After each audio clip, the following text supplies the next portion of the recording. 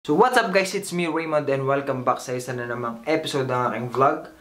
So for today's topic, pag-uusapan natin yung kamakailan lamang na nag-trending na engagement ring worth 299 pesos. So basically itong video nito is parang reaction video ko lamang dun sa naging trending na engagement ring worth 299 na binigay nung lalaki sa kanyang long-time girlfriend. Sabihin na natin long time kasi hindi naman biro talaga yung 8 years, no?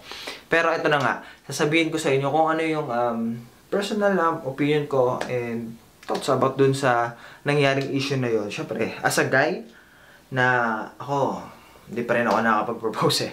Kaya naman, I take this opportunity para ma-explain or may bigay yung ibang mga point of view, especially ng mga lalaki. So before we get straight to the topic ng video na ito, i-recap muna tayo kung ano nga ba yung naging issue. Yung babae is may boyfriend siya na long term, 8 years na. And itong si guy nag-propose. So hindi na-expect ng babae na ganun lang yung worth nung ring na binigay sa kanya. Siyempre as a woman, no, ikaw ina-expect niya na something valuable.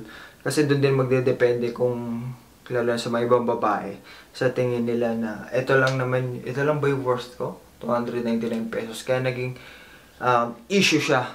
And after nung post ng babae na yun, etong si guy, siguro nababash na siya, hindi na siya na makatulog na maayos. Nag-post siya ng saloobin at doon na nga natin nalaman yung reason ni guy kung bakit siya nagbigay ng engagement ring worth 299 pesos.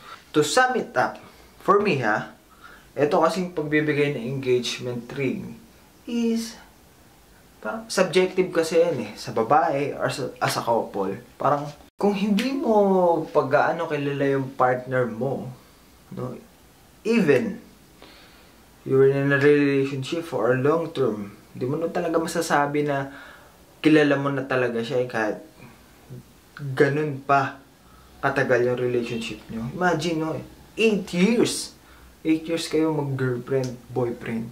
Tapos, binigyan ka ng ganun. Di ba? Parang may masasabi pa rin siya. Well, anyway, lahat naman talaga ng babae may masasabi. Depende na lang talaga yan sa perspective mo, sa point of view mo, sa ina-expect mo. Itong si girl, hindi niya na-expect na bibigyan siya ng ganung worth, ng value na ring. So, ina-imagine niya, yun lang ba ang worth ko? After all these years, yun lang ba ang worth ko? Diba? Mapapatanong kasi siya. Alam mo naman na 8 years na kayo. Siguro sa 8 years na yun, kung talaga napapansin mo na yung lifestyle niya is medyo nakakaangat-angat siya. Tapos, marangya naman yung pamumuhay niya. Like, in a normal basis na nabibili niya yung mga gusto niya, may excess lagi siya sa kinikita niya, no? Well, I guess, it's a must na mag-demand ka naman talaga ng ng may value na ring. Kasi kung nakikita mo naman na nakakabili siya ng mga bagay na gusto niya, nakakabili siya ng mga kung ano-ano. Tapos ang ibibigay niya lang sa'yo na ring is 299 pesos. I doubt, hindi ka talaga valuable woman para sa kanya. Siguro binigay niya lang yun para in a presence or in a sense na ay okay, bibigyan siya na rin para masabi na engaged ka na, you are taken, you are about to get married, parang ganon, no? Pero sa case kasi ng mga lalaki, hindi naman kasi talaga lahat ng lalakis naiintindihan yung paano ba masabi to? Yung experience ng isang babae na makareceive ng engagement ring or ng promise ring mula sa kanilang minamahal na lalaki. So, para sa mga babae kasi guys, no? Boys, special boys. Men na may mga boyfriend. Special sa mga boys na may mga girlfriend, hindi nyo kasi iba kasi yung feeling ng mga babae na makaka-receive ng engagement ring. Iba yung feeling na para sa kanila at iba rin yung para sa akin. Kung sa atin, sa mga lalaki, wala lang yun, gastos lang yun. Sa mga babae, iba yun. Iba ang dating nung pag binigay mo sila ng engagement ring. Kasi guys, at the end of this issue, depende pa rin naman yan sa babae. Mayroong babae na, hindi ko tatanggapin. Bakit yun lang ba word ko?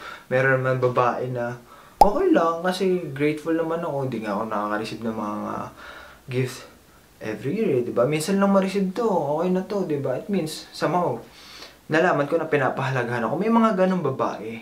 Well, in the case naman guys, no, kahit naman kasi, bigyan mo siya ng ring na totoo, yung totoo na ginto, ganon.